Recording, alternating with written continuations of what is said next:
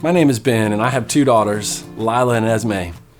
And I remember pretty vividly the day we brought our first child, Lila, home from the hospital. I looked at my wife, Holly, and I said, that was great, at least for me. What do we do with her now? It seemed insane to me that the doctors and nurses would allow Holly and us to be in charge of this person, this human's life, indefinitely. I think the best word to describe my first impression of parenting would be overwhelming. For sure, I'm overwhelmed with love, overwhelmed with responsibility, overwhelmed with exhaustion, overwhelmed with Google searches. How to swaddle, that was my first Google search. Then I moved on to other things like how to put a baby in a doorway jumper without regretting it forever. Maybe that was just me. By the way, doorway jumpers, terrible idea. Look, parenting, it's overwhelming. Some of us deal with that in different ways. We read books, we ask for the advice of a professional, we reach out to friends or family members who are a little bit down the road from us. We call our moms and say, Mom, how did you keep us alive? We read online forums, not a good idea, by the way. Don't read those. At one point, I got so desperate that I got on Pinterest. Yes, me, a male husband, got on Pinterest for parenting help. Look, there is plenty of advice out there.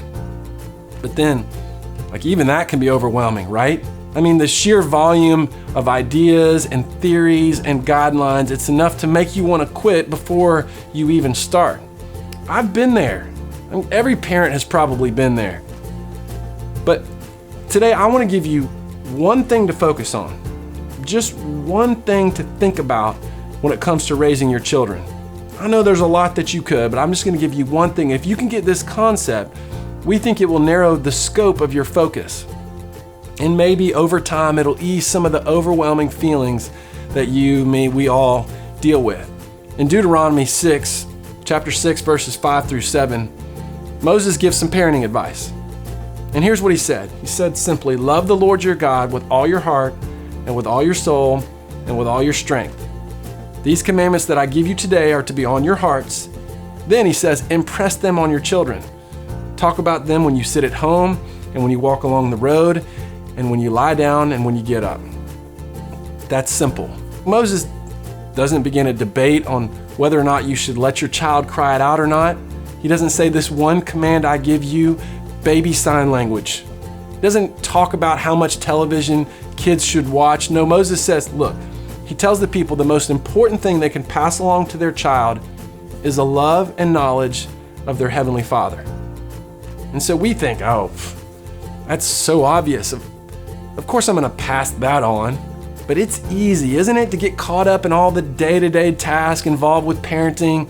And it's so easy to lose sight of this simple truth. Outside of them knowing they are loved, nothing is more important than your child's faith.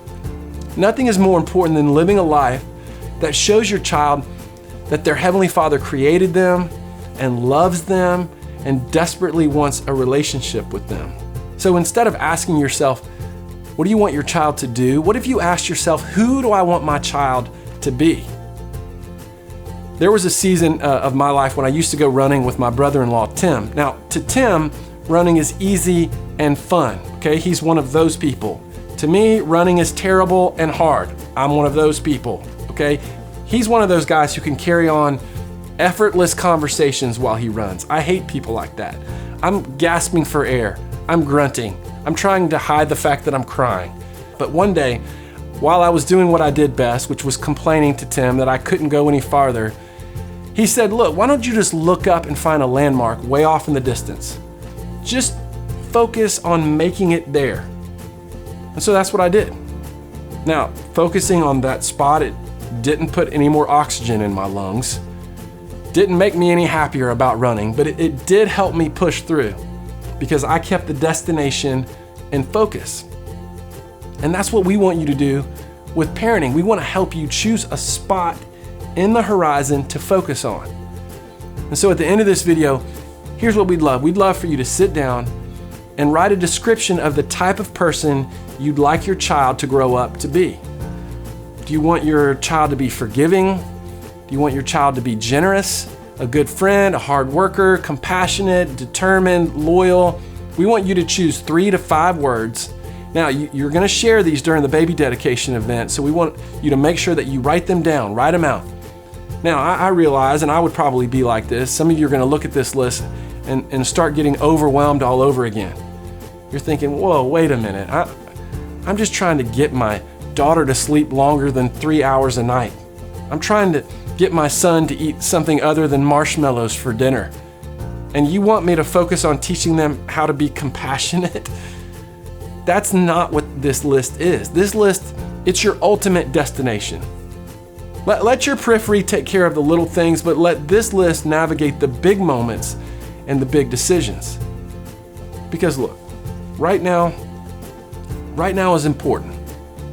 And the crazy, overwhelming moments along the way are important.